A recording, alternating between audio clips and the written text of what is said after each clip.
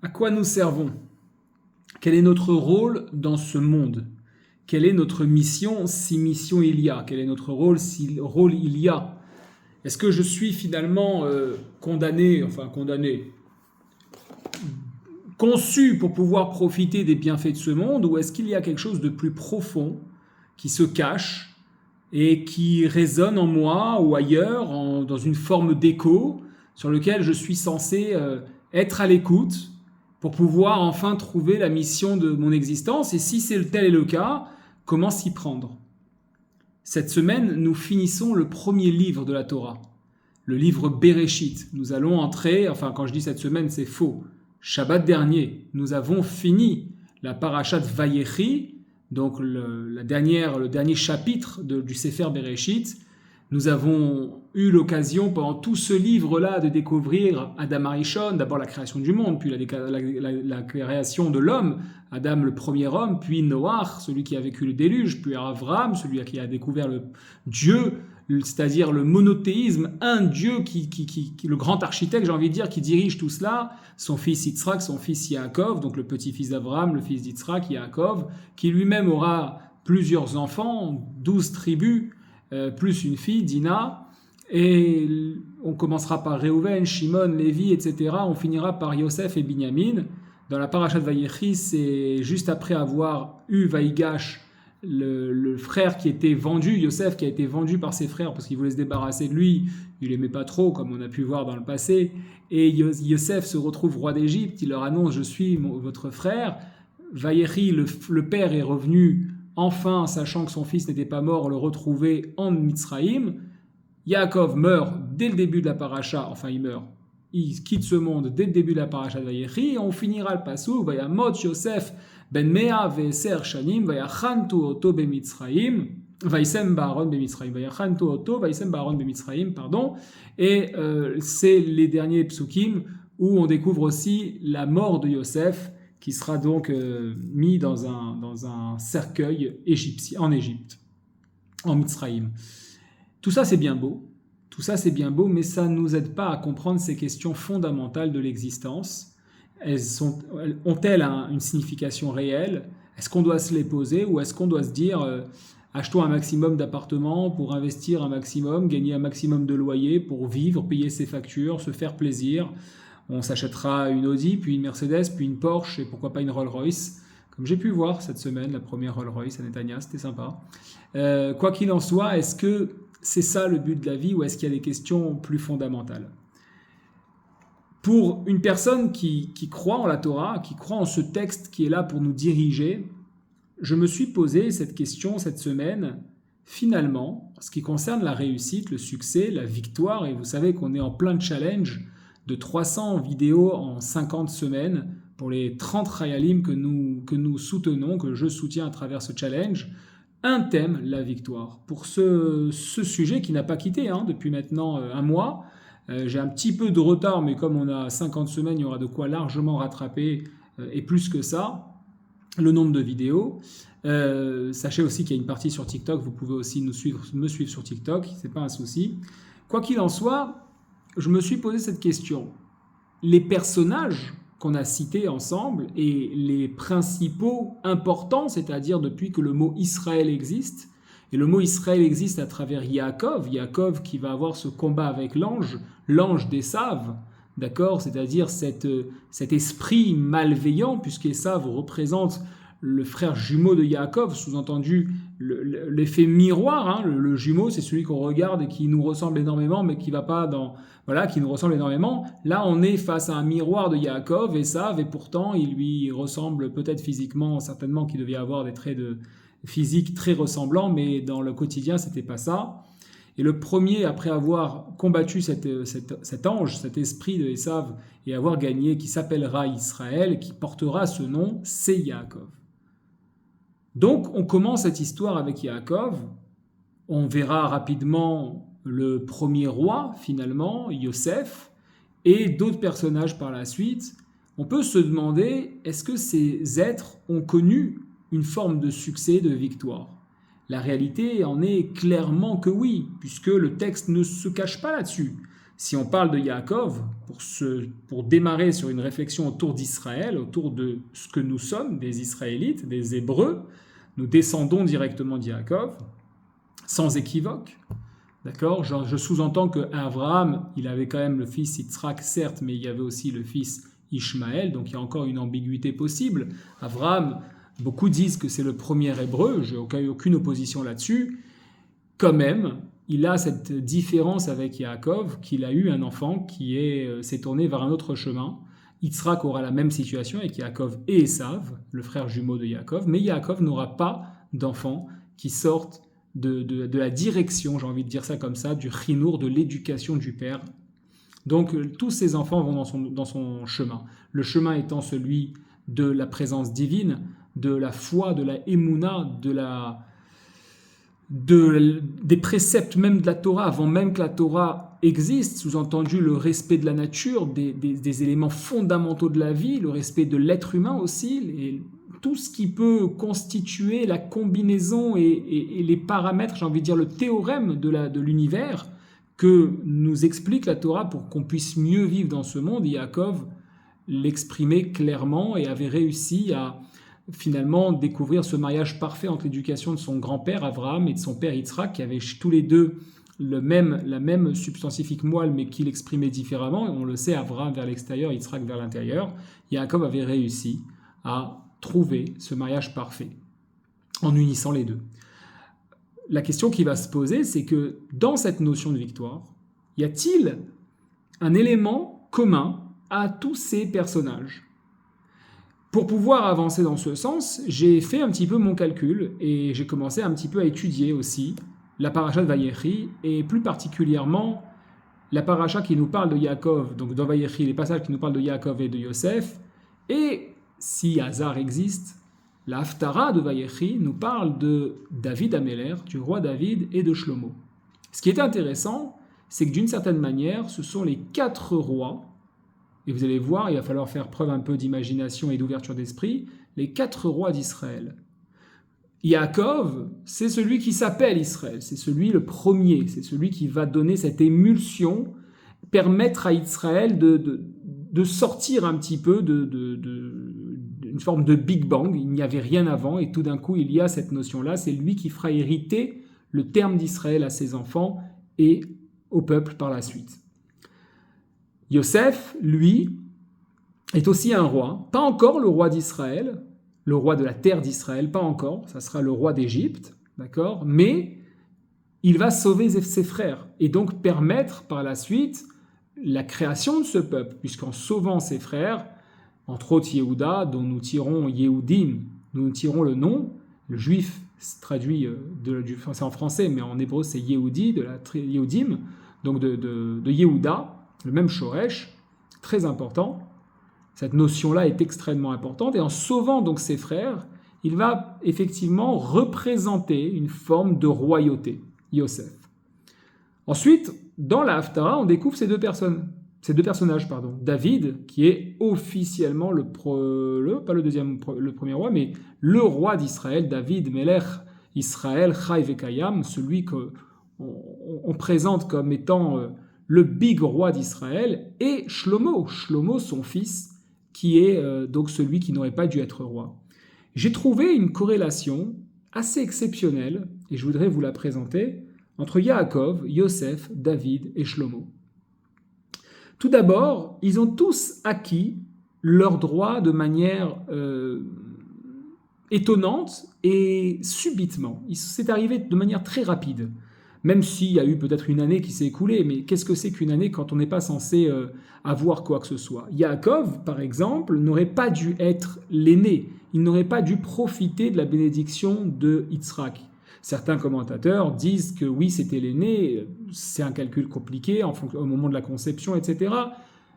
On ne va pas rentrer dans cette considération, on l'accepte, il n'y a aucun souci. Cependant, concrètement, Yitzhak voulait donner, le père donc voulait donner sa bénédiction à Esav, et Yaakov va réussir à la récupérer par un tour de passe-passe, j'ai envie de dire, par une manière subtile. Donc il n'était pas censé avoir cette bénédiction pour Israël, et il la récupère. Yosef, lui aussi a ce point commun, c'est-à-dire qu'il n'aurait pas dû être roi, il était prisonnier. Après avoir été vendu et descendu en Égypte, il sera envoyé en prison suite à l'anecdote avec la femme de Potiphar qui voulait avoir une aventure avec lui et qui s'est refusé, il finira en prison. Et là, il y a l'histoire des rêves. Paro, le pharaon, entendra cette histoire des rêves et le récupérera, surpris par son jugement, comprendra qu'il a un esprit saint et le nommera vice-roi. Le Pshat dit qu'il avait un tel pouvoir, Paro était parti en RTT, concrètement, et lui avait laissé tous les pouvoirs d'Égypte, il était le roi. Ça, c'est pour le deuxième, ce point commun. David, c'est exactement la même chose, c'est-à-dire qu'il était berger, et sans l'histoire de Goliath, il ne serait pas arrivé roi. Et enfin, Shlomo. Alors on pourrait dire, mais non, Shlomo c'est le fils de David, c'est le fils du roi. Oui, sauf que ce n'est pas l'aîné. Et on voit bien, alors j'ai plus le nom du fils aîné de David, si vous vous en rappelez, mettez-le moi en commentaire, ça m'intéresse, je l'ai oublié. Quoi qu'il en soit, David va nommer Shlomo et même va lui donner les directives, comment éviter la confrontation avec son frère aîné qui veut avoir l'héritage de roi et devenir roi à sa place, évidemment. En tout cas, c'est un petit peu Shlomo comme le prince Harry en Angleterre. La probabilité de chance aujourd'hui que Charles est le roi d'Angleterre et que le prochain, s'il devait arriver à quelque chose à Charles, ça serait William, vu leur jeune âge. Charles n'est pas très vieux, même s'il a 70 ans, son père est mort à 100 ans, donc il en reste encore 30 ans devant lui, on va dire, même 20 ans. William a 35-40 ans, 45 ans peut-être, donc il est assez jeune. La probabilité de chance que Charles meure, puis que William refuse, ou qu'il meure lui aussi, ou qu'il refuse de devenir roi pour que enfin Harry arrive de devenir roi, c'est quand même assez limité en termes de probabilité de chance. Et bien Shlomo, c'est la même situation, et pourtant il se retrouve roi. Donc on voit bien que ces quatre personnages ont ce point commun de manière assez extraordinaire. Et ce qui est encore plus extraordinaire, c'est que le premier s'unit au dernier dans le même schéma. Yaakov n'était pas l'aîné et va profiter de la bénédiction. Cette bénédiction va faire naître par la suite la création d'Israël. Shlomo n'était pas l'aîné, n'aurait pas dû être roi, et va devenir le roi qui créera la paix pendant tout son règne en Eretz Israël et même ailleurs. Yosef et David, le numéro 2 et le numéro 3, sont aussi liés par le même principe. Yosef était, on l'a dit, prisonnier, et David était berger, et les deux se retrouvent rois, on a envie de dire, en un claquement de doigts. J'ai commencé à réfléchir un petit peu à ce sujet en me disant, mais il y a bien quelque chose de fondamental dans leur personnalité, dans leur manière. Et là, j'ai trouvé une explication dans la Chassidoute qui est assez incroyable, et qui parle de Yaakov et Yosef, dans leur manière de vivre, et ensuite, pareil pour David et Shlomo, à savoir que l'exil, c'est-à-dire l'impact de la matérialité, coulait sur eux. Sous-entendu qu'ils ne se laissaient pas. Yosef était descendu en Égypte. Il était descendu dans l'étroitesse la plus totale. On parle même de descendre alors que l'Égypte n'est pas en bas d'Israël, elle est sur le côté, sur l'ouest, ça n'a rien à voir. C'est pas un problème géographique, c'est un problème d'état d'esprit. Et Yosef, malgré le fait de devenir le roi d'Égypte, aurait pu profiter de tous les biens matériels possibles et imaginables. Lui garde ce chinour, cette éducation de son père, ce derer, ce chemin, ce mode de vie, cette philosophie de vie. Quoi qu'il en soit, quoi que ça coûte, il gardera ça. Et la Chassidoute explique que ça lui a permis de ne pas avoir un impact de la matérialité dans sa vie. C'est-à-dire que tout ce qui était lié à l'exil, on entend par là le grand exil, celui qui est sans la présence divine dans ce monde, n'avait pas d'impact immédiat dans sa vie. Cette question, elle m'a tapé la tête en me disant, mais s'il y est arrivé, pourquoi je n'y arriverai pas? Et si je veux y arriver, comment s'y prendre?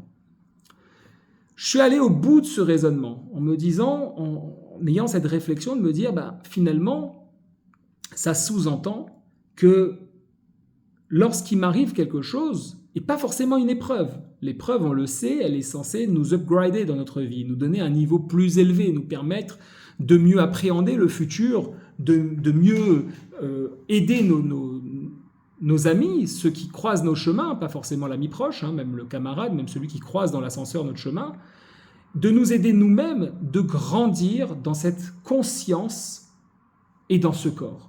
Ça, c'est pour l'épreuve. Mais au quotidien, nous sommes assujettis à un ensemble de paramètres une personne qui fait quelque chose dans un magasin, où on porte un jugement qui n'est pas très cool, etc., etc., ou une facture qui arrive à la poste, tiens, un petit rappel de taxes, etc., eh bien, je me suis dit que finalement, lorsqu'on est dans une émouna, dans une foi que tout ce qui se passe, c'est un degré divin qui se présente dans notre vie, nous devons faire ce travail, finalement, de ne pas être impacté par celui-ci. Vous allez me dire, mais celui-là, je ne sais pas ce qu'il a fumé, mais je veux la même chose.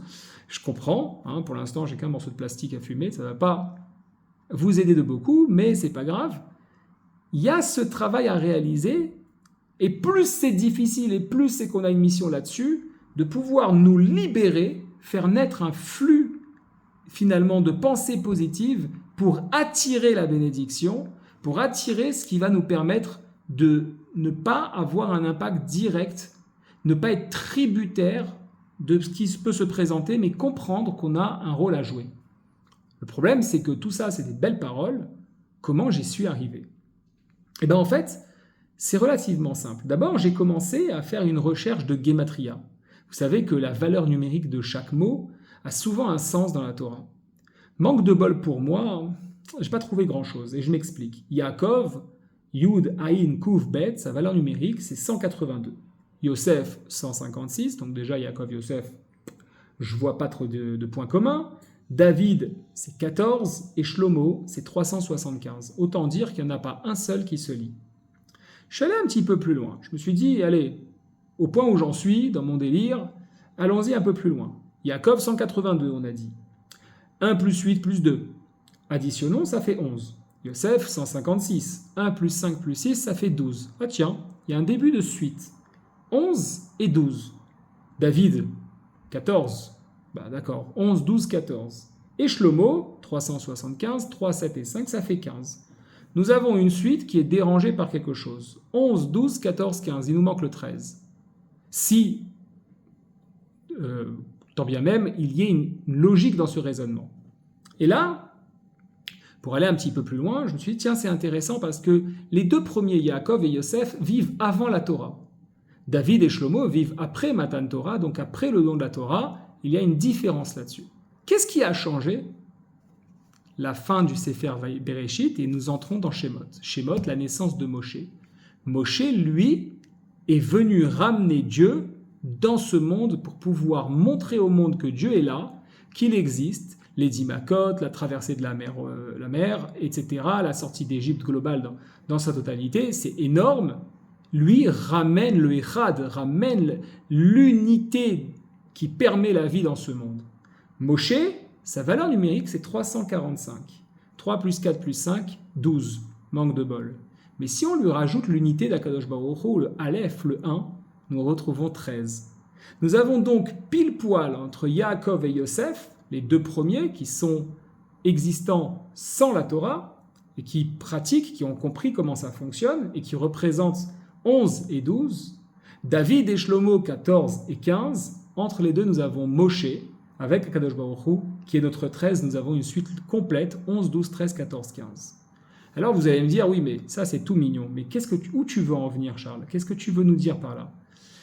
Parce que je veux vous dire par là, c'est que avant, dans le Sefer Bereshit, avant Moshe, le monde était capable, à partir du moment où il faisait un tout petit peu de travail, Abraham l'a fait, Yitzhak l'a fait, Yaakov l'a fait, les Shvatim l'ont fait, Yosef l'a fait, Binyamin aussi, etc., etc. Donc comme quoi c'était possible, le monde pouvait vivre avec le divin.